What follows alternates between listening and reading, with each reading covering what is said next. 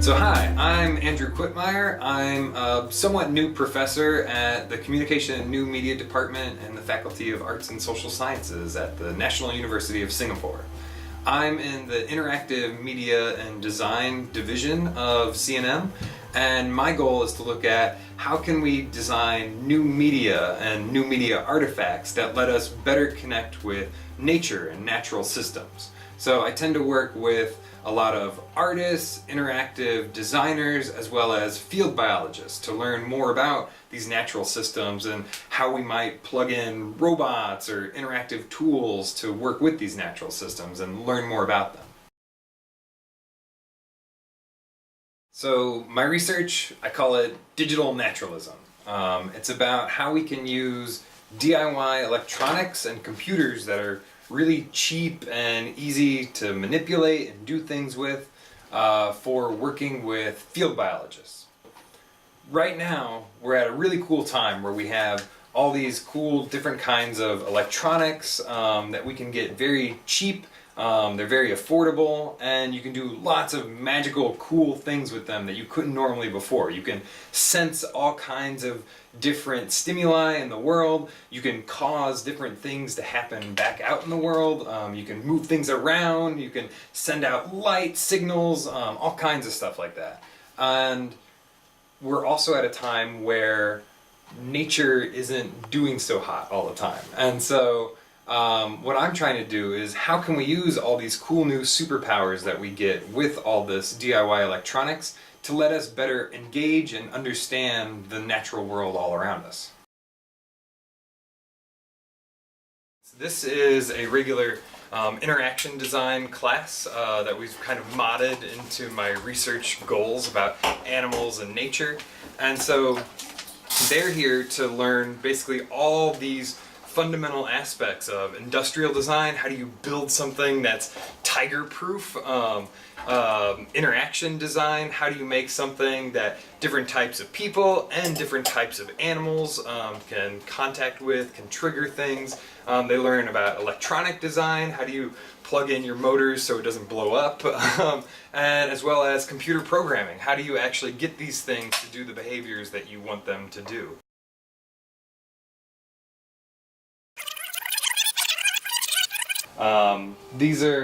All these students are working on enrichment devices for the Singapore Zoo.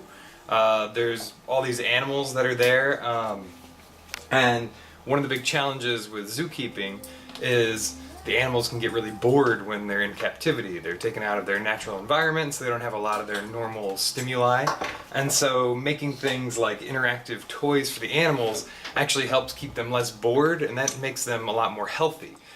They get exercise, their brain gets stimulated, and they're just happier overall to have something to do. So they're making a device for the sun bears right now to keep the sun bear happy and always searching for where the honey's coming out of the honey robot. And this team is working on devices for the chameleon. And they also have robotic branches for the chameleon to get kind of its exercise on, because in the wild the branches are normally swaying around, and in captivity the branches are just static. So they try to recreate a little bit of this randomness that you see in the natural environment by having kind of robot sticks that can sway and move and keep the chameleon on its toes. Okay, so sun bears love honey, but they don't get to have it often because it makes them fat since they don't exercise a lot. So they only get to have it in very small doses. But while the bear is kept in a back house, it doesn't have many toys, as you can see. We need to keep their minds active and stimulated. So this is a device that helps them forage and smell for food, sniff for food. So with this honey will be randomly pumped to every tube, and the bear will have to rely on his third sense of smell to find which tube is pumping the honey. Baloo! Baloo! Baloo! Baloo! Baloo! Oh, we got honey for you! Baloo! Baloo! Baloo!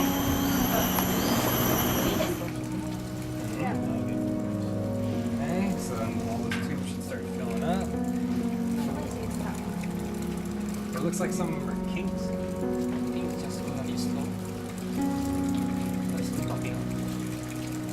So, one thing I really like about this course is that we're actually doing a project in the real world. Our students have to solve problems like, you know, how does this actually interact in a real animal exhibit with the wild animal, with the zookeepers maintaining it and fixing it in case it breaks, and also, you know, dealing with weather and stuff like that. And there's all these real world problems that they have to solve versus maybe if we were doing something more traditional, we'd just be inside doing some basic programming and doing something to make, like, you know, interface on a screen for your phone or whatever. But the cool thing about this is that there's no right answer. The students have to figure out all the questions and then have to figure out the answers to those things themselves. There's lots of different ways that this can go. There's a lot of different ways that this can evolve, and it's a little bit scary for them. They have to make decisions and they don't always have all the information about how to do something absolutely correct, but they still have to go through it anyway, and it's super cool.